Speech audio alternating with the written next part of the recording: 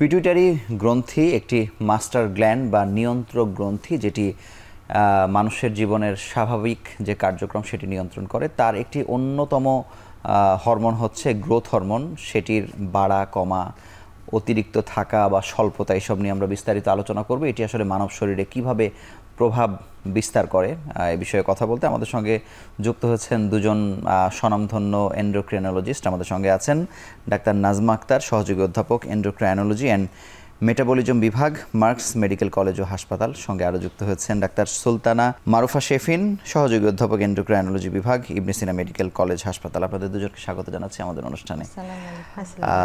আমি একেবারে শুরুতে গ্রোথ হরমোনে যাবার আগেই আমরা যেহেতু বিষয় দিয়েছি পিটুইটারি গ্রন্থি, মানে এই গ্রন্থি সম্পর্কে একটু সাধারণ ধারণা ডাক্তার নাজমা আক্তার আপনার কাছে জানতে চাই। পিটুইটারি গ্রন্থি, আপনি বলছিলেন যে এটি একটি মাস্টার গ্ল্যান্ড। আমাদের শরীরে, মানব শরীরে অনেকগুলো হরমোন গ্রন্থি আছে, যেখান থেকে আমাদের অনেকগুলো প্রয়োজনীয় হরমোন নিঃসরণ হয়। যেমন আমরা সবাই খুব কম বেশি জানি ডায়াবেটিসের কথা। এটি বলছি এই জন্য যেন সবার বুঝতে সুবিধা হবে। এখানে একটি ইনসুলিন নামক একটি হরমোনের স্বল্পতা বা অকার্যকারিতার জন্য ডায়াবেটিস হয়ে থাকে। সেটি আমাদের প্যানক্রিয়াস অগ্নাশয় নামক একটি গ্রন্থির একটি অংশ থেকে নিঃসরণ হয়। তেমনি পিটুইটারি হচ্ছে একটি গ্রন্থি যেটি আমাদের ব্রেনে থাকে। সেখানে পিটুইটারি গ্রন্থি থেকে, আসলে পিটুইটারি গ্রন্থি থেকে আমরা দুই ভাগে ভাগ করে বলি, গ্রন্থির সম্মুখ ভাগ বা অ্যান্টেরিয়র পার্ট অথবা পশ্চাৎ ভাগ বা পোস্টেরিয়র পার্ট। এই দুই ভাগ থেকে দুই ভাগে দুই রকমের হরমোন নিঃসরণ হয়। আপনি যে গ্রোথ হরমোনের কথাটি বলছিলেন সেটি পিটুইটারির অ্যান্টেরিয়র পার্ট অথবা সম্মুখ ভাগের অংশ থেকে নিঃসরণ হয়। তার সাথে সাথে এখানে আমি জানি না সবার জন্য খুব কঠিন হয়ে যাবে কিনা, prolactin, follicle stimulating hormone, luteinizing hormone, thyroid stimulating hormone, এগুলো রিলিজ হয়। থাইরয়েড হরমোনটাও কিন্তু আমাদের কম বেশি জানা আছে। তো এই গ্রোথ হরমোনটি নিঃসরণ হওয়ার জন্য পিটুইটারিকে, আমি যদি বলি উদ্দীপনা দেওয়ার জন্য, আরেকটি গ্ল্যান্ড কাজ করে, সেটি হচ্ছে হাইপোথ্যালামাস। সেখান থেকে যে হরমোনটি আসে সেটি হচ্ছে releasing hormone, growth hormone releasing hormone, যে পিটুইটারি গ্ল্যান্ডটিকে স্টিমুলেশন দিচ্ছে অথবা উদ্দীপনা দিচ্ছে। আরও কিছু উদ্দীপনা আসলে কাজ করে এই গ্রোথ হরমোনটি নিঃসরণের জন্য। যেমন একটা বয়স, পিউবার্টিতে আমাদের এই গ্রোথ হরমোনের নিঃসরণটি বেশি থাকে, বয়সের সাথে সাথে এই নিঃসরণটি কমে আসে। অথবা আমি যখন ঘুমিয়ে থাকি, এই জন্য ঘুমানোটা কিন্তু খুব জরুরি, যেখানে গ্রোথ হরমোনটি রিলিজ হয়। বাচ্চারা যখন তার পিউবার্টির সময় থাকে তাদের যে গ্রোথটা সেটা খুব ভালো হয়। তারপর কেউ যদি স্ট্রেসে থাকে, কেউ যদি এক্সারসাইজ করছেন অথবা নিউট্রিশন, কারণ ম্যালনিউট্রিশন থাকলেও কিন্তু গ্রোথ হরমোনের ডেফিসিয়েন্সি হতে পারে। সিক্রেশনের বা নিঃসরণের ব্যাহত হওয়ার মতো ঘটনাও কিন্তু ঘটে। আবার একে কিন্তু সাপ্রেসও করে, মানে তার উদ্দীপনাটাকে কমিয়ে দেয়, এরকমও কিন্তু কিছু আছে। তার মধ্যে একটি গ্রোথ হরমোন নিজেই, কারণ আমাদের বডিতে সবগুলো হরমোনের কাজ হচ্ছে ফিজিওলজি মেনটেন করা। ফিজিওলজি মানে হচ্ছে নর্মাল স্বাভাবিক কার্যক্রম পরিচালনার জন্য যতটুকু দরকার ঠিক ততটুকু। এগুলোর একটু বেশিও না কমও না, বেশি বা কম এই তারতম্য হলেই কিন্তু কোনো না কোনো ডিজিজ কন্ডিশন চলে আসছে। তাহলে গ্রোথ হরমোন যখন দেখছেন যে সব হরমোন আমার ঠিকঠাক মতো কাজ হচ্ছে, সব কিছু ঠিক আছে, তখন সে কিন্তু একটা নেগেটিভ ইম্প্যাক্ট দেয়। অথবা আরেকটি ফ্যাক্টরের কথা আমি যদি বলি, সেটা হচ্ছে সোমাটোস্টেটিন, এটাও কিন্তু নেগেটিভ একটি ইম্প্যাক্ট দেয়। তো এইভাবে কিন্তু এই পিটুইটারি গ্ল্যান্ডটি কাজ করে থাকে, এবং এটার নিঃসরণটা কিন্তু আমাদের আওয়ারলি, দিনের বিভিন্ন ভাগে বিভিন্নভাবে নিঃসরণ হচ্ছে। ওই যে বলছিলাম স্ট্রেস, এক্সারসাইজ, স্লিপ, হ্যাঁ, তো এইটার নিঃসরণ কিন্তু সবসময় একটা স্ট্যাটিক ওয়েতে না, এটা একটা আরেকটা বয়সের সাথে, যেটা বলছিলাম যে আমাদের বয়সের সাথে সাথে এটা নিঃসরণটা, আমাদের পিউবার্টিতে যে নিঃসরণটা, সেটার থেকে কিন্তু পার্থক্য থাকে। তো এই গ্রোথ হরমোনটি নিঃসরণ হওয়ার পর আমাদের বডির টিস্যু, অর্গান এই লেভেলে এসে তার যেখানে কাজ করার কথা, আমাদের সবগুলো ক্ষেত্রেই তারা কাজ করে। আমাদের যে গ্রোথের ব্যাপারগুলো, অর্গান, টিস্যু বা বোনস, কার্টিলেজ, সব জায়গায় কিন্তু তার একটা ভূমিকা রয়েছে। আপনাকে অসংখ্য ধন্যবাদ। ডাক্তার সুলতানা মারুফা শেফিন, আপনার কাছে জানতে চাই যে মানে গ্রোথ হরমোনের কারণে মানে কত রকম সমস্যা আসলে হতে পারে? গ্রোথ হরমোন হচ্ছে এক ধরনের রক্তরস। রোগীদের প্রশ্ন থাকে যে হরমোন জিনিসটা কি। হরমোন মানে রক্তরস, সেটা শরীরের যেখান থেকেই তৈরি হোক না কেন সেটা রক্তে চলে আসে। আচ্ছা। এবং হরমোন আসলে সমস্ত শরীরেই কাজ করে। গ্রোথ হরমোন মানে বোঝা যাচ্ছে যেটা দিয়ে আমাদের গ্রোথ হবে, মানে লম্বা হবে। হরমোনটা আসলে মায়ের পেটে যখন শিশু থাকে তখন থেকেই কাজ করা শুরু করে। প্রথমে গর্ভস্থ শিশু মায়ের হরমোনের উপর নির্ভরশীল থাকে, তারপরে যখন শিশু আস্তে আস্তে রক্তের দলা থেকে মাংসের দলা এবং অর্গানগুলি তার নিজের ডেভেলপ করতে থাকে, তার নিজের পিটুইটারি কাজ করতে থাকে, তখন আস্তে আস্তে তার পিটুইটারি গ্রন্থি এবং মায়ের হরমোনের সহযোগিতায় বাচ্চা লম্বা হওয়া এবং একটা বাচ্চা স্বাভাবিক জন্মগত যে লম্বা থাকার কথা সেটা নিয়ে এসে জন্মায়। এর পরবর্তীতে প্রথম বছরগুলিতে জীবনের আপ টু পিউবার্টি শেষ হওয়া পর্যন্ত, বয়ঃসন্ধিকাল শেষ হওয়া পর্যন্ত শিশুরা সবচেয়ে বেশি লম্বা হয়। এরপরে লম্বা হওয়াটা কিন্তু বন্ধ হয়ে যায়, মানুষ সারা জীবন লম্বা হয় না। এরপরেও এই লম্বা হওয়ার হরমোন শরীরে থেকে যায় মানুষের কাজকর্মের সহযোগিতার জন্য, এনার্জি উদ্দীপনার জন্য লাগে। তাহলে গ্রোথ হরমোন একটি রক্তরস যেটা ব্রেইনের পিটুইটারি নামক গ্রন্থি থেকে নিঃসরিত হয়ে শরীরের সমস্ত অঙ্গ, মাংস, সমস্ত অর্গান এবং বোনসের ওপর কাজ করে, হাড্ডির ওপরে কাজ করে, এটাকে আস্তে আস্তে পূর্ণতা দান করে, লম্বা হয় এবং পূর্ণতা দান করে। স্বভাবতই হরমোনের রোগ দুভাবে আসতে পারে। যদি কারো হরমোন, গ্রোথ হরমোন কমে যায় তাহলে তার এই ইফেক্টগুলো আস্তে আস্তে কমে যেতে থাকবে এবং এটা আমরা বুঝতে পারবো কোন বয়সে তার সমস্যা হলো। যদি জন্মানোর আগেই হয় তাহলে আমরা ইন্ট্রা-ইউটেরাইন গ্রোথ রিটার্ডেশন বলি, এটা হতে পারে। আবার যদি জন্মানোর পরে হয়, শিশু বড় হচ্ছিল, কেউ এসে বললো যে খেয়াল করছি 3 বছরের পরে বাচ্চাটা গত 2 বছর ধরে আর তেমন একটা লম্বা হচ্ছে না, বা স্কুলে গিয়েছে বাচ্চা, 10 বছরের বাচ্চা বললো যে না ওর সঙ্গী সাথীরা সবাই লম্বা হয়ে যাচ্ছে, আমার বাচ্চাটা ঠিক সেভাবে বাড়ছে না। তাহলে প্রথমে এটা আসলে বাচ্চাদের ক্ষেত্রেই খেয়াল করা হয়। আর বয়ঃসন্ধিকাল পর্যন্ত গ্রোথ হরমোন যেহেতু লম্বাটা করে, সুতরাং বয়ঃসন্ধিকালের পরের গ্রোথ হরমোন অভাব আছে কিনা সেটা নিয়ে খুব বেশি একটা রুগী কমপ্লেন করার মতো কোনো কিছু খুঁজে পান না। আরেকটা জিনিস হচ্ছে গ্রোথ হরমোন বেড়ে যাওয়া। সাধারণত গ্রোথ হরমোন বেড়ে যাওয়াটা হচ্ছে দেখা যায়, তার মানে হচ্ছে পিটুইটারির যেখান থেকে গ্রোথ হরমোন তৈরি হয় সেখানে গ্রোথ হরমোন তৈরি হওয়া, টিউমার তৈরি হওয়া, অথবা শরীরের অন্য কোনো জায়গা থেকে গ্রোথ হরমোন তৈরি হয়, যেটা এটা খুবই রেয়ার এবং কোনো কোনো ক্যান্সার আছে যারা হরমোন তৈরি করে। আমরা এটাকে বলি একটোপিক সোর্স, পিটুইটারি থেকে আসার কথা কিন্তু পিটুইটারির হরমোন আসছে না, বেশি আসছে ওই টিউমার থেকে, এসে মানুষটাকে অতিরিক্ত লম্বা করতে থাকে। যদি এটা বয়ঃসন্ধিকাল শেষ হওয়ার আগেই এসে থাকে এই এক্সেস হরমোন, তাহলে মানুষগুলি অনেক লম্বা হয়ে যায়, শিশুটি অনেক লম্বা হয়ে যায়। এবং আমরা যে দেখি পৃথিবীতে সবচেয়ে দীর্ঘ আকৃতির মানুষ, এগুলো আসলে অসুস্থ মানুষ, এগুলো হচ্ছে গ্রোথ হরমোন অতিরিক্ত হওয়ার কারণে তারা লম্বা হয়ে গিয়েছে। আর যাদের লম্বা হওয়াটা শেষ হয়ে যাওয়ার পরে গ্রোথ হরমোন বেশি আসতে থাকে, লম্বা হওয়া শেষ হওয়া মানে হচ্ছে হাড়ের যেই জায়গাগুলিতে লম্বা হয়, লং বোনের, সেই জায়গাগুলি জোড়া লেগে যায়। এরপরে গ্রোথ হরমোন আসলে হাড্ডিগুলি চওড়া হতে থাকে, তখন সে চওড়া হয়ে যায়, এটাকে আমরা বলি অ্যাক্রোমেগালি। তাহলে গ্রোথ হরমোনের অভাব দুভাবে আসতে পারে, একটা হচ্ছে গ্রোথ হরমোন কমে যাওয়া, একটা গ্রোথ হরমোন বেড়ে যাওয়া। গ্রোথ হরমোন কমে যাওয়া দুই সময় হতে পারে, একটা হচ্ছে আপ টু বয়ঃসন্ধিকাল, যখন তার লম্বা হওয়ার সময়, এই সময় যদি গ্রোথ হরমোন কমে যায় তাহলেই তার আকৃতি খর্বাকৃতি হয়ে যাবে। খর্বাকৃতি কতটুকু হবে এটা ডিপেন্ড করবে জীবনের কোন সময় থেকে তার অভাবটা দেখা দিয়েছে। আর যদি গ্রোথ হরমোন বেড়ে যায় তাহলে বয়ঃসন্ধিকালে হাড় অস্থি জোড়া লেগে যাওয়ার আগেই যদি হয় তাহলে সে অনেক লম্বা হবে, এরপরেও যদি তার অসুখ ধরা না পড়ে তাহলে সে চওড়াও হবে। আর যদি এটা বয়ঃসন্ধিকাল শেষ হওয়ার পরে হয় তাহলে তার উচ্চতা সমান থাকবে কিন্তু সে হয়ে যাবে চওড়া।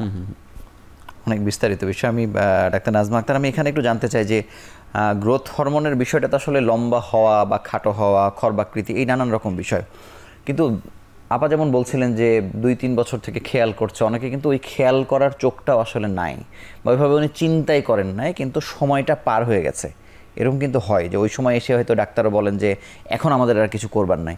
তাহলে কোন সময়টিতে আসলে অভিভাবকের বা পরিবারের মানুষের খেয়াল করা দরকার যে আমার সন্তানের সমস্যা হচ্ছে কিনা?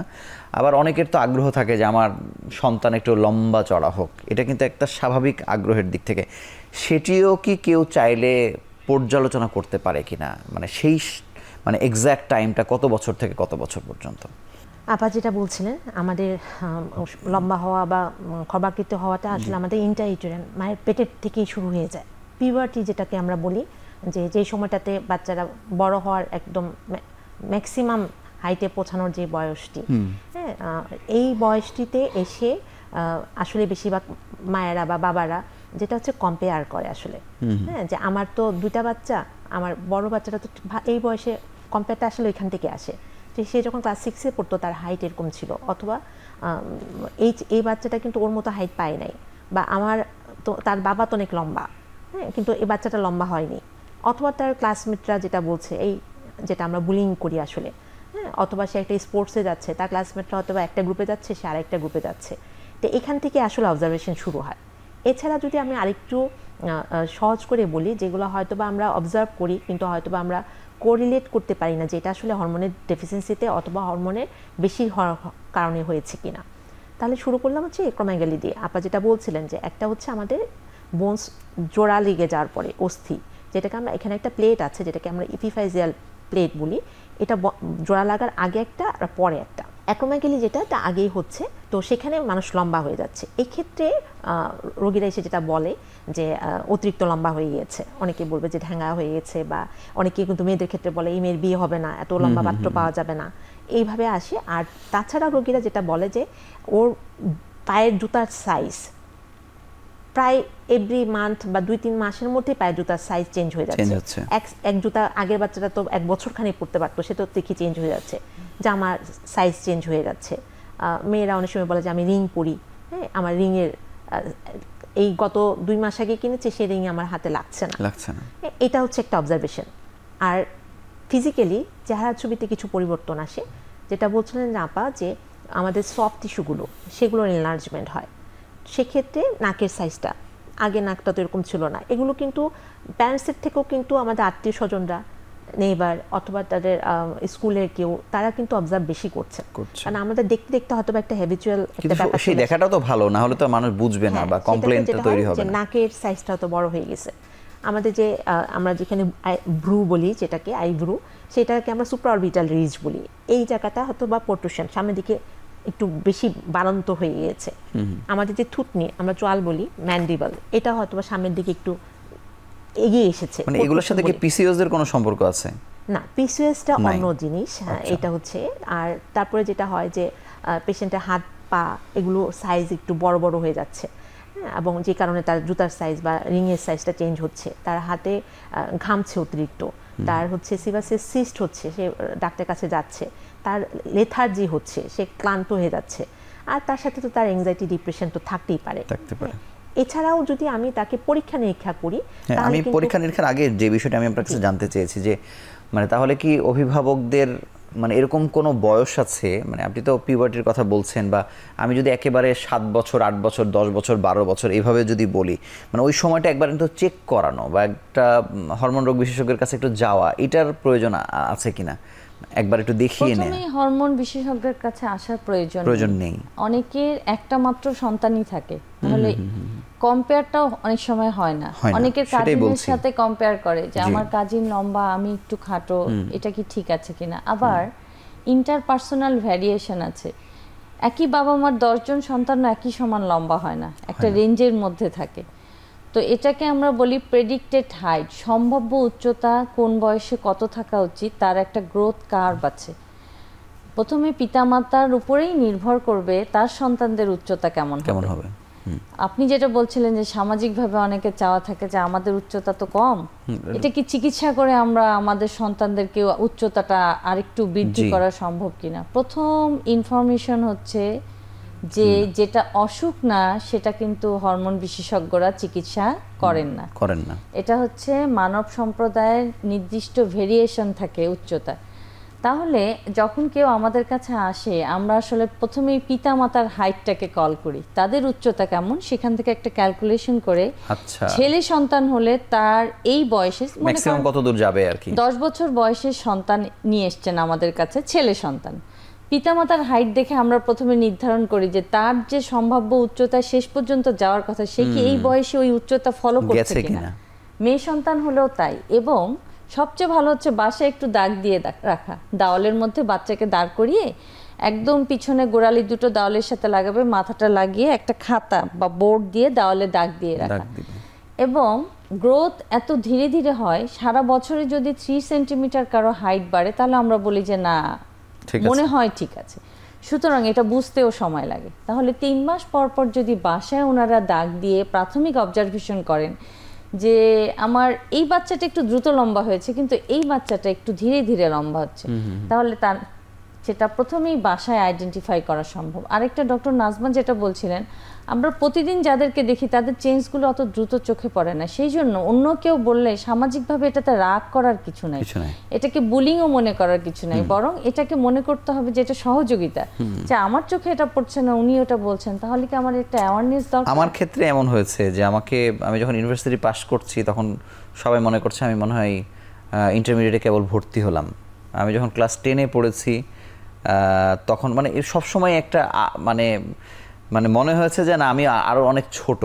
জি জি, এটাকে বলে কনস্টিটিউশনাল গ্রোথ ডিলে। খুব সুন্দর একটা জিনিস আপনি উপস্থাপন করেছেন।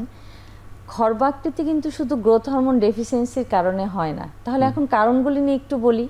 আমরা বিরতির পরে সেই আলোচনা করব। আমরা ফিরছি কিছুক্ষণের মধ্যে।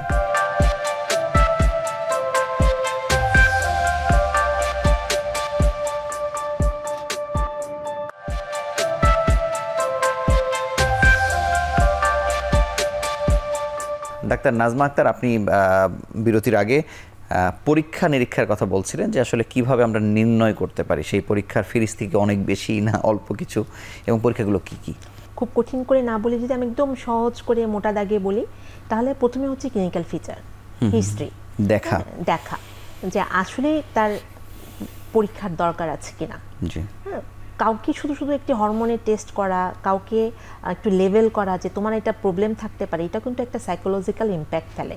আর আমরা কাজ করছি কিন্তু বাচ্চাদেরকে নিয়ে, যে বাচ্চারা হয়তো অলরেডি আশেপাশে অনেকের কাছ থেকে লম্বা হওয়া নিয়েও কথা শুনছে অথবা খর্বাকৃত হওয়ার জন্য কথা শুনছে। তাহলে আমাকে প্রথমে আগে বুঝতে হবে ফিজিক্যালি দেখে। আমরা এই কাজটা সাধারণত একজন এন্ডোক্রাইনোলজিস্ট করেন, তবে কখনো কখনো বাচ্চারা সরাসরি হয়তো বা পেডিয়াট্রিশিয়ানের কাছেও চলে যেতে পারে। ওনারা কখনো কখনো আবার আমাদের কাছে রেফার করছে, অথবা কখনো কখনো সচেতন মা বাবা মনে করছে যে না, এটা যেহেতু একটা মনে হয় এটা হরমোনজনিত ব্যাপার, একজন হরমোন বিশেষজ্ঞের সাথে কথা বলি।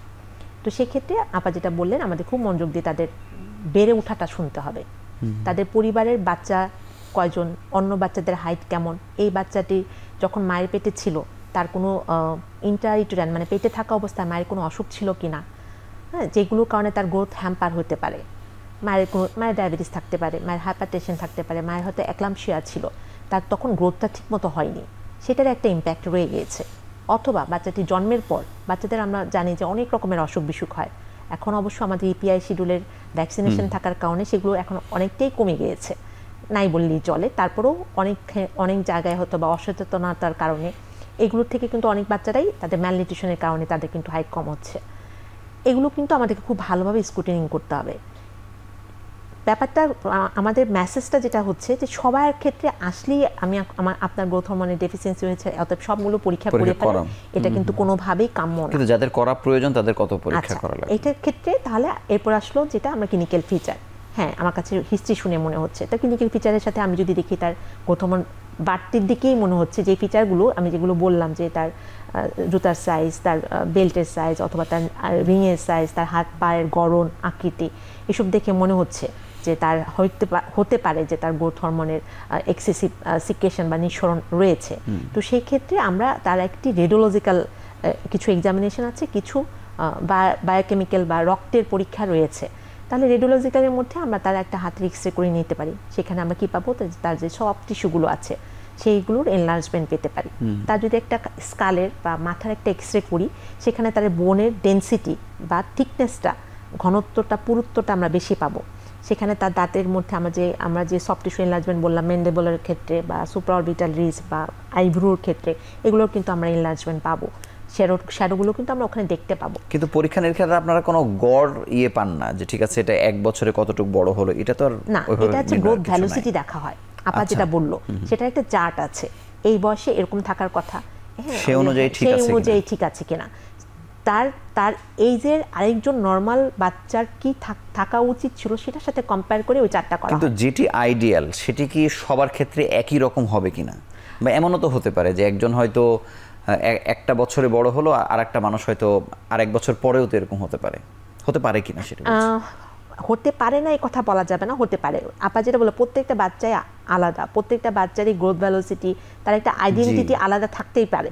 তো সেই ক্ষেত্রে আমাকে শুধু কেয়ারফুলি যেটা জাজ করতে হবে সেটা হচ্ছে যে তার মেডিকেল হিস্ট্রি, এক্সামিনেশন ফাইন্ডিংস আমাকে কোনো রকম নির্দেশনা দেয় কিনা তার গ্রোথ হরমোনের বেশি নিঃসরণ অথবা কম নিঃসরণের ব্যাপারটি আমাকে যাচাই বাছাই করবো কিনা, সেটা একজন হরমোন বিশেষজ্ঞই কিন্তু ডিসিশন নেবেন। মানে আমি ডাক্তার শেফিন আপনার কাছে যেটি বলতে যাচ্ছিলাম যে 18 বছর বয়সে হয়তো দুজন মানুষ একই উচ্চতায় পৌঁছে গেল, কিন্তু দেখা গেল যে কেউ 15 বছর বয়সে যার উচ্চতা যেমন ছিল 14 বা 13 বছর আরেকজন একই রকম ছিল না, এরকমও হতে পারে কিনা? জি, হতে পারে, এবং সব সময় তাই হয়।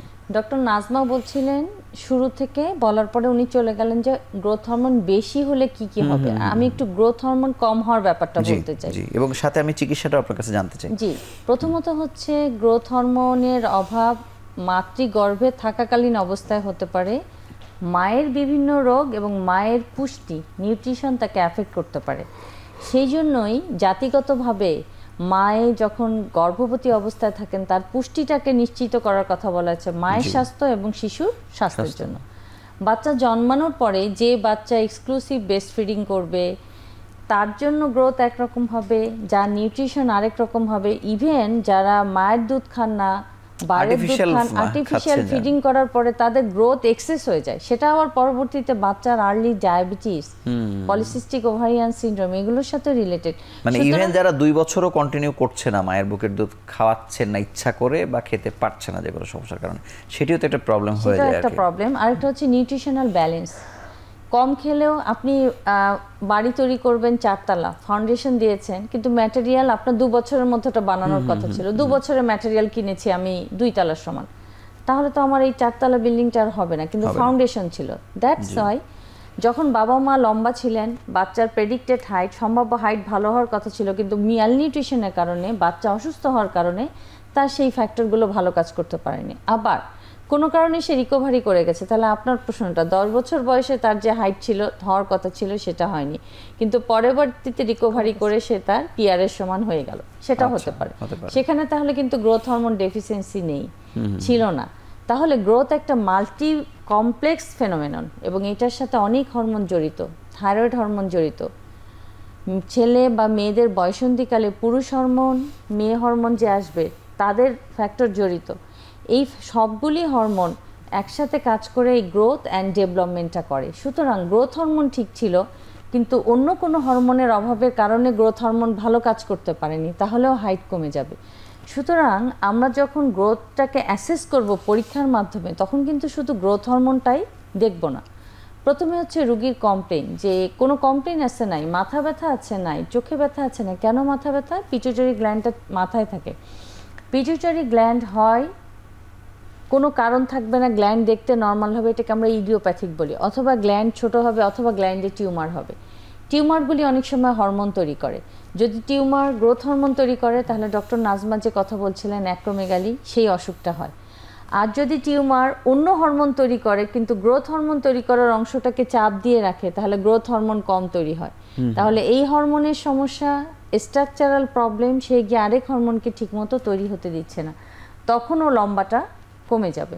আরেকটা হচ্ছে কনস্টিটিউশনাল ডিলে, আপনি যেটা বলছিলেন যে আপনাকে সবসময় মনে হতো যে আপনি অন্যদের চেয়ে একটু বেশি তরুণ, বেশি ছোট নাকি হাইটে ছোট মনে হয়েছে, হাইটে ছোট মনে হয়েছে। আচ্ছা, তাহলে এটাকে কনস্টিটিউশনাল, আপনি আলটিমেটলি আপনার টার্গেটে পৌঁছে গেছেন, কিন্তু সবসময় একটু পিছিয়ে পিছিয়ে, তাহলে সবকিছুর একটা নর্মাল রেঞ্জ থাকে, রেঞ্জের এখানে থাকলেও নর্মাল, এখানে থাকলেও নরমাল, তাহলে আপনি নরমালি ছিলেন। জিপি এর ক্ষেত্রে যেটি দেখি আর কি, হ্যাঁ, আপনি দেখবেন আমরা যে ইনভেস্টিগেশন গুলো করি বায়োকেমিক্যাল, সবগুলির একটা রেঞ্জ দেওয়া থাকে, এটাও নরমাল, এটাও নরমাল। তাহলে আপনি যখন ইনভেস্টিগেশন করতে যাবেন, তখন বাচ্চাটা যখন খর্বাকৃতি হবে, এবং আরো একটা ইম্পর্টেন্ট বিষয় হচ্ছে সাইকোলজিক্যাল ইস্যু, মানসিক ইস্যু।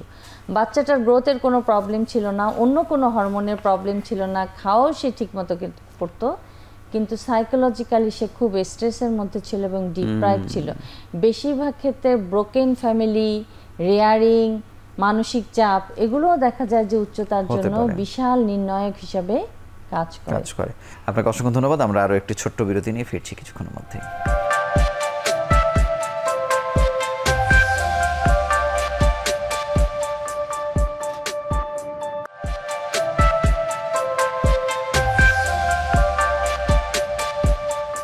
ডাক্তার নাজমা আক্তার, আপনার কাছে জানতে চাই যে এই যে আমরা যাদেরকে নিয়ে এত কথা বলছি, এই সংখ্যাটা কি আগের থেকে বেড়েছে কিনা, যাদের এই সমস্যাগুলো হচ্ছে, অতিরিক্ত হওয়া, গ্রোথ হরমোন বা কমে যাওয়া, খর্বাকৃতি, লম্বা, মানে এই ভুক্তভোগীদের সংখ্যাটা আসলে কেমন?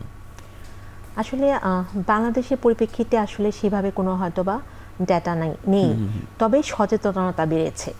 এই জন্য হতে পারে, আমাদের কাছে মনে হতে পারে যে হয়তোবা রোগীর সংখ্যা বেড়েছে, কারণ এখন আমাদের যে ইন্টারনেটের যে একটা যুগ চলছে, সবার হাতে একটি স্মার্ট মোবাইল আছে, সবাই কিন্তু কম্পেয়ার করতে পারছে, সবাই কিন্তু অনলাইনে গিয়ে দেখতে পাচ্ছে। মানে তারপরে যেটা আসছে সেই রেশিওটাকে আপনি কিভাবে বলবেন, কেমন সংখ্যা? রেশিওটাকে আমি বেশি বলবো না, আমি আবারও বলছি, এটা সচেতনতার কারণে এখন রোগীদের জিজ্ঞাসা বেড়েছে, তাদের ডাক্তারের কাছে আশাটা বেড়েছে। আগে হরমোন বিশেষজ্ঞের সংখ্যাও হয়তো কম ছিল, এখন হরমোন বিশেষজ্ঞ সংখ্যাও বেড়েছে, যার ফলে অ্যাপ্রোচটা বেড়েছে, আপনার চিকিৎসা নেওয়ার স্কোপটা বেড়েছে। কিন্তু এমনও হচ্ছে কিনা যে মনে করেন 100 জন আপনার কাছে আসলো, এর মধ্যে হয়তো 70 জনেরই বা 50 জনের কোনো সমস্যাই নেই? না, তবে বেশিরভাগ ক্ষেত্রে যেটা হয়, যেটা যে কম্প্যারিজনের কারণে, আমি একটু শেয়ার করি পার্সোনাল এক্সপিরিয়েন্স। যেমন বিয়ের ক্ষেত্রে আসে, মেয়ের বিয়ে হচ্ছে না হাইটের জন্য, আমার যখন আসছে মেয়েটির বয়স কিন্তু 22-23 হয়ে গিয়েছে, তখন তার কিছু করার নাই। এনারা এই গ্রুপের মা বাবারা বিশেষ করে এসে বলছে যে দেখেন আমার মেয়ে, অথবা একটা মেয়ে মনে করছে সে মডেলিং করবে, তার একটা, এখন তো মডেলিং বেশ জনপ্রিয়, হ্যাঁ, সে মনে করছে তার হাইটটা একটু ভালো হলে ভালো হতো। বা কিছু কিছু প্রফেশন আছে যেখানে হাইট কিন্তু ম্যাটার করে, যেমন আমাদের সামরিক বাহিনীতে বা পুলিশ বাহিনীতে এনারা কিন্তু আসছে ছেলেকে নিয়ে। আমার ছেলেকে কিন্তু যখনই আসছে ট্রেন মিস আর কি। হ্যাঁ, একটা আর সেটা হচ্ছে যে অনেকেই মনে করছে, আপা যেটা প্রথম থেকেই বললো যে আমি চাইলে একটা, ওরা হয়তো সার্চ করে এসেছে গ্রোথ হরমোন দিয়ে লম্বা হওয়া যায়, তা আমাকে দেওয়া যায় কিনা বা দিলে আমি লম্বা হব কিনা, হ্যাঁ, এবং আগ্রহটা নিয়ে আসে যে কোনোভাবে আপনারা কি এটা ব্যবস্থা করতে পারবেন কিনা। আপা যেটা বলছেন সেই কথাটা আমিও আবার আপার সাথেই বলতে চাই যে যার ডেফিসিয়েন্সি নাই, যার প্রয়োজন নাই, সেক্ষেত্রে পরীক্ষা নিরীক্ষা তো দূরের কথা, মানে করাই উচিত না, সেখানে তো আসলে দাঁড়াও দরকার। তার মানে হচ্ছে যে ওই যে আপনার পিতামাতার উচ্চতা অনুযায়ী মানে তার ম্যাক্সিমাম লেভেলটা মানতে হবে, মানতে হবে যে আমার হাইট আমার বাবা মার হাইটের সাথে সামঞ্জস্যপূর্ণ হবে এবং এটি আমাকে মেনে নিতে হবে। ডাক্তার শেফিন, আপনার কাছে চিকিৎসার বিষয়ে খুব সংক্ষেপে একটু জানতে চাই। আমি আরেকটা কথা একটু যোগ করতে চাই। ডক্টর নাজমা যেটা বলছিলেন যে বিয়ের সময় হাইট, হ্যাঁ, এটা একটা ইম্পর্টেন্ট সামাজিক ইস্যু। আমি একটা কথা খুব গুরুত্বপূর্ণভাবে বলতে চাই, সেটা হচ্ছে কারো যদি বয়ঃসন্ধিকাল খুব দ্রুত শুরু হয়ে থাকে, তাদেরকে অবশ্যই খুব দ্রুত বাচ্চাকে নিয়ে হরমোন বিশেষজ্ঞের কাছে আসতে হবে।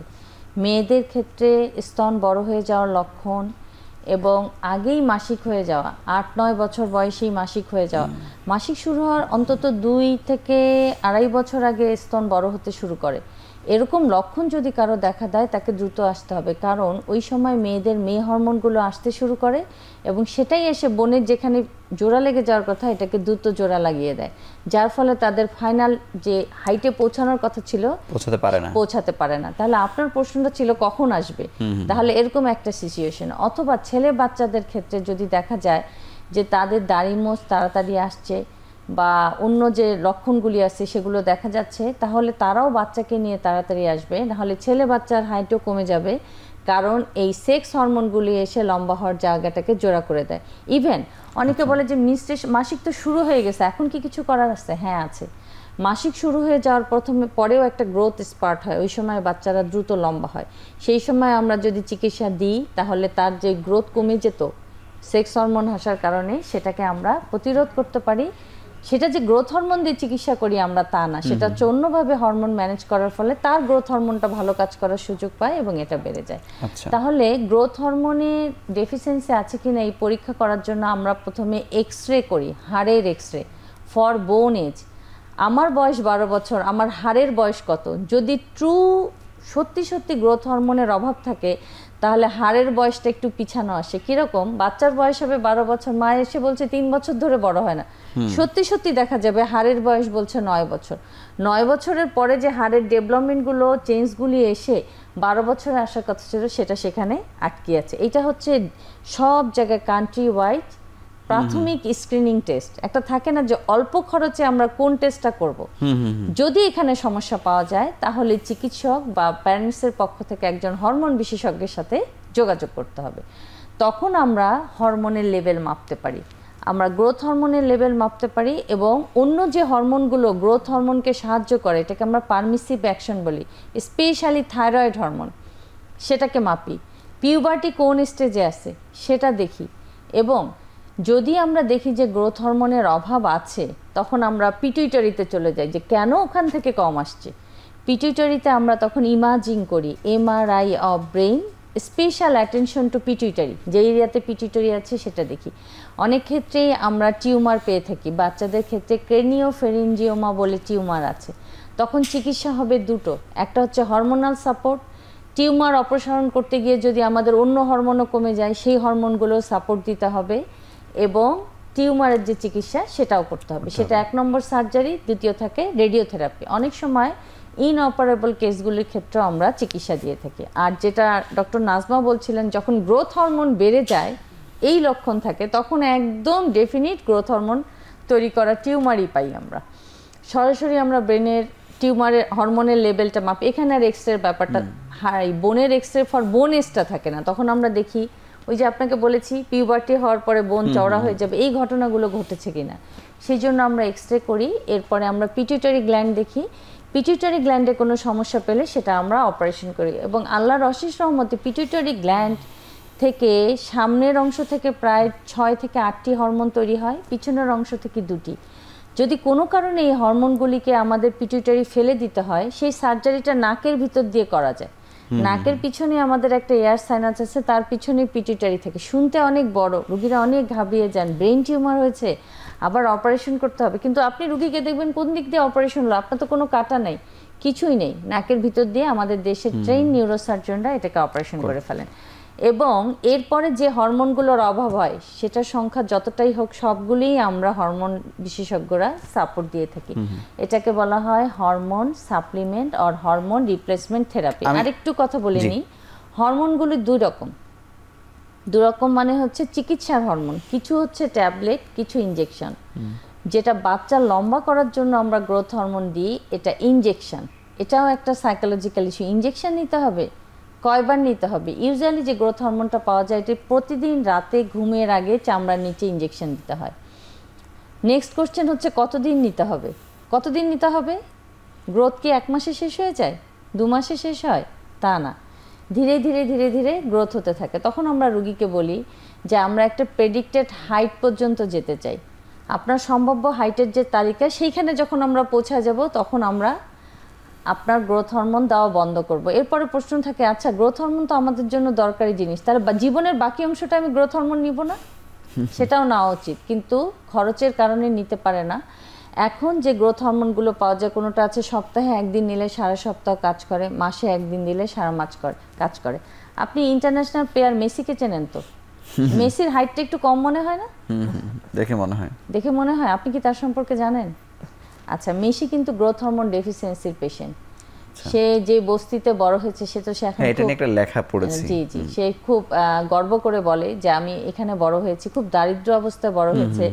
সে খুব তুখোর প্লেয়ার ছিল, যেই ক্লাব তাকে কিনে নিয়েছিল পরে দেখে যে তার হাইট বাড়ে না, অ্যাসেস করে দেখা গেল তার গ্রোথ হরমোন ডেফিসিয়েন্সি। তাকে গ্রোথ হরমোন চিকিৎসা দেওয়ার পরে তার এই প্রেডিক্টেড হাইট হয়েছে, এবং এখনও সে কিছুটা নেয় যাতে তার ইয়ত এবং পারফরমেন্স ভালো থাকে।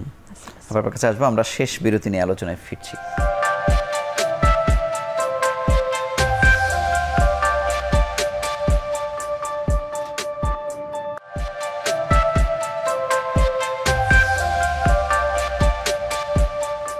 ডাক্তার নাজমা আক্তার, আপনার কাছে জানতে চাই যে আমরা খুবই বিজ্ঞানসম্মত আলোচনার মধ্যে আসলে আছি, কিন্তু মানে এটির সচেতনতা আসলে কিভাবে বাড়ানো যায় বিস্তারিতভাবে স্কুলে, কলেজে, মানে এই সময়েই তো আসলে যা হবার আসলে হয়ে যায়।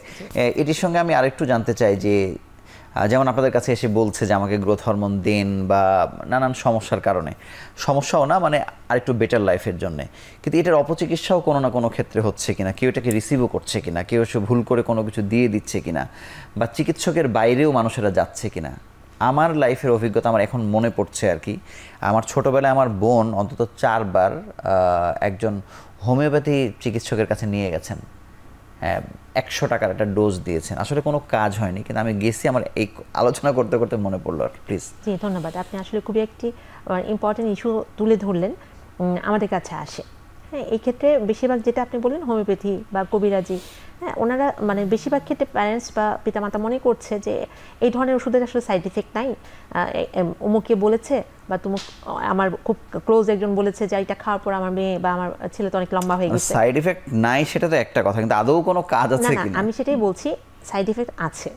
হ্যাঁ, কারণ হচ্ছে কি ওরা সাধারণত আমাদের যে কবিরাজি যে হোমিওপ্যাথি হার্বাল ওষুধগুলো খেয়ে আসার পর রোগীরা আসছে কেন, এক হচ্ছে ওজন বেড়ে গেছে, মুখে লোম হয়েছে, হার্সুটিজম, ঠিক আছে, মাসিকের ইরেগুলারিটিস এসেছে, পেটটা ফেটে গেছে যেটা আমরা বলি অ্যাবডোমিনাল স্টায়া, হ্যাঁ, বা প্রেশারটা বাড়তি থাকছে, সুগারটা চেক করে দেখতেছি একটু করে বাড়তি থাকছে, হ্যাঁ, কুশিং নিয়ে আসছে। এটা কিন্তু অনেক পেয়েছি আমরা, হ্যাঁ, যে কেন কি হয়েছে, আর মেয়েটা তো শুধুমাত্র যে গ্রোথ হরমোনের জন্য লম্বা হওয়ার জন্য তা না, ওজন বাড়ানোর জন্য অনেকে হার্বাল ওষুধ খেয়ে থাকে, অনেকে হচ্ছে একনি, এটার জন্য হার্বাল ওষুধ খেয়ে ভালো হয়ে গেছি, হ্যাঁ, অনেকে হচ্ছে মাসিকের সমস্যা, আপনি পিসিওএসের কথা বলছিলেন, এগুলোর জন্য কিন্তু আমরা এখন পর্যন্ত এই ঢাকাতে বসেই কিন্তু অনেক রোগীদের পাই যারা হয়তো বা একজন হরমোন বিশেষজ্ঞ বা একজন গাইনোকোলজিস্টের পাশাপাশি মনে করছে যেটাতে তো আমার কোনো সমস্যা নাই, এক ডোজ 2 ডোজ বা 2-3 মাস খেয়ে দেখি না। আমরা যখন হিস্ট্রি নিতে থাকি তখন হয়তো বা অনেক পরে বলছে যে হ্যাঁ একজনের পরামর্শে খাইয়েছে, বেশি দিন খাওয়াইনি, 1 মাস খেয়েছে, তারপর কিছু হয়নি বলে আমরা ছেড়ে দিয়েছি, কিন্তু যা হওয়ার কিন্তু হয়েছে। হ্যাঁ, তো এটা একটা অসচেতনতার একটা বড় প্রভাব, এবং বলবো যে এই অসচেতনতাটা আসলে এই সময়ে আমরা আশা করি না, যখন আমাদের হাতে এই প্রত্যেকটা ব্যাপারে নলেজ গ্যাদার করার জন্য, জানার জন্য কিন্তু আমাদের অনেক স্কোপ রয়েছে। এটা হয়তো বা একটু আবেগের বশেই হয়ে যায় বাবা মার তরফ থেকে, ওই যে বললাম যে ভাবছে যে অনেকে যখন রেফারেন্স দিচ্ছে সে কিন্তু পজিটিভ রেফারেন্স দিচ্ছে, তো সে ভাবতেছে যে আমার তো তাহলে এটা একবার যদি আমি ট্রাই করে দেখি, আমার বাচ্চাটা যদি একটু লম্বাই হয়ে যায় বা আমার মাসিকের সমস্যাটা যদি চলে যায় তাহলে আমরা এই চান্সটা নিব না। কারণ হয়তো বা হরমোনাল সমস্যা ছাড়াও মানে লাইফস্টাইল মডিফিকেশন বলে তো হ্যামিলিয়নের বাসিওয়ালার তো মানুষকে নিয়ে চলে যাচ্ছে, কত ক্ষতি করে ফেলছে, মৃত্যুর ঘটনা ঘটছে, এগুলো এখনো আছে। হ্যাঁ, এবং আমরা যেটা পাই, যে অবস্থায় রোগীগুলোকে পাই, যেটা বললাম কুশিং এ এই বাচ্চাগুলো কিন্তু বাচ্চা বয়সে যে বাচ্চাগুলো কুশিং নিয়ে আসে তাদেরকে কিন্তু অনেকটা দিন ধরে একটা সাফারিংস এর মধ্যে দিয়ে যেতে হয়। বিশেষ করে তাদের যে হার্সুটিজমটা হয় সেটা নিয়ে কিন্তু তারা স্কুলে বা মোটা হয়ে গেছে, অতিরিক্ত মোটা, হ্যাঁ, সেটা নিয়ে কিন্তু তারা স্কুলে বা অন্যদের সাথে সামাজিকভাবে তারা নিজেদেরকে কিন্তু তারা পিছিয়ে পড়ছে। তো আপনি যেটা জিজ্ঞেস করছিলেন যে আসলে সচেতনতাটা নিয়ে আমাদের কি করা উচিত, তা সারা বিশ্বে আসলে পিটুইটারি দিবস বা অ্যাক্রোমেগালি দিবস অথবা আপনার হরমোন দিবস বলে আলাদা আলাদা করে নানানভাবে পালনের প্রচলন আছে। আমাদের দেশে আমরা এখনো সেভাবে শুরু হয়নি, তবে আপনাদের আসার কথা জানাই, আমাদের সাথেই আছেন আমাদের বাংলাদেশ এন্ডোক্রাইন সোসাইটি তরফ থেকে আমাদের আসলে অনেকগুলো টাস্ক ফোর্স গঠন করা হয়েছে, যে এই প্রত্যেকটি ব্যাপারকে হাইলাইট করে, প্রত্যেকটি ব্যাপারকে আরও সুসংগঠিত করে কিভাবে কাজ করলে এই ব্যাপারগুলো জনসচেতনতা থেকে শুরু করে চিকিৎসার ক্ষেত্রে আমরা কি পদক্ষেপ নিতে পারি। তো সেটা একটি টাস্ক ফোর্স হচ্ছে পিটুইটারি টাস্ক ফোর্স। আমাদের সাথে আপা আছেন, আপা পিটুইটারি টাস্ক ফোর্সের কনভেনার। আপা, কনভেনার হিসেবে আপনার কাছে জানতে চাই, আমরা দিবস তো দিবসই, একদিন হয়তো র্যালি হচ্ছে, সব আলোচনা করছে, কিন্তু এটির বাইরেও পিতামাতা বা বিশেষ করে স্কুলের বাচ্চা যারা মানে এই সময়গুলো দিয়ে যাচ্ছে, মানে সেইখানে আসলে কি কি অ্যাকশন প্ল্যান নেওয়া যেতে পারে? ধন্যবাদ। এখানে আপনাদের সহযোগিতাই সবচেয়ে বড়, সেই আলোচনা আমরা করছি। জি, সেই আলোচনাটাই আমরা করছি এবং সেটারই প্রচার আমরা করব। আপনি যেটা বললেন যে সময় পার হয়ে গেলে মানুষের জীবনে আর ওই পয়েন্টটাতে ব্যাক করার কোনো সুযোগ থাকে না, তাই ইমোশনালি হোক আর দায়িত্ববোধের কারণেই হোক, তার হাতের কাছে যে রিসোর্স থাকে মানুষ সেটাতেই চিকিৎসা নেয়। সেই জন্য বিভিন্ন রকম চিকিৎসা সারা পৃথিবীতেই আছে, এটা যে শুধু আমাদের দেশে তা না। আরেকটা হচ্ছে পিটুইটারির গ্রোথ যেটা অসুখ হবে সেটা তো আসলে ইনইভাইটেবল, কার তকদিরে আছে আর কার তকদিরে নাই সেটা আলাদা কথা, কিন্তু নর্মাল লাইফস্টাইল ফলো করে যেই হরমোনটাকে আমি সঠিকভাবে ব্যবহার করতে পারি সেটা খুবই ইম্পর্টেন্ট।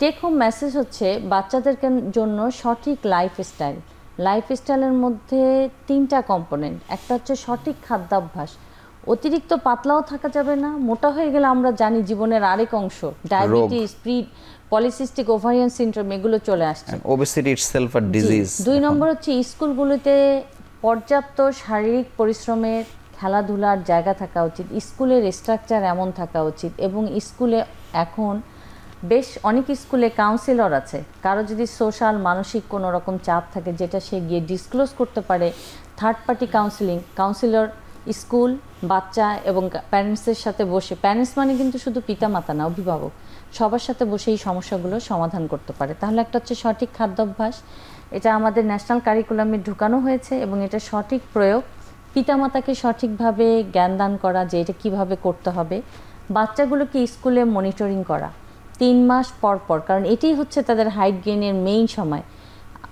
16 বছর 18 বছর পর্যন্ত বাচ্চাগুলি স্কুলে থাকে, তারপরে কলেজে চলে যায়। তাহলে স্কুলে আমরা একটা প্রোগ্রাম করতে পারি যে প্রতি 3 মাস পর পর ক্লাস টিচারই একটা বইয়ের মধ্যে, বুকের মধ্যে তার লিখে রাখা, এবং আমরা এন্ডোক্রাইন সোসাইটির পক্ষ থেকে সারা বাংলাদেশে গ্রোথ চার্টটা প্রোভাইড করতে পারি, যে প্রত্যেক বাচ্চার একটা পার্সোনাল ফাইলে গ্রোথ চার্টে সে কোথায় যাচ্ছে সেটা স্কুল ফাইলিং থাকবে, এবং সে আইডেন্টিফাই করবে যে এই বাচ্চাটাকে রেফার করা দরকার, স্কুল তার টেরিটরিতে রেফার করবে। তারপরে যদি মনে করে যে না, এনাকে একজন হরমোন বিশেষজ্ঞের কাছে পাঠাতে হবে, তাহলে হবে কি প্রপার রেফারেল হবে, আনইউজুয়াল পেশেন্ট আমাদের কাছে ভয়ে চলে আসবে না যে আমিও কি রোগী, আমারও কি কিছু করা উচিত, সেই জিনিসটাও কমে যাবে। আর সবচেয়ে ইম্পর্টেন্ট হচ্ছে ঘুম।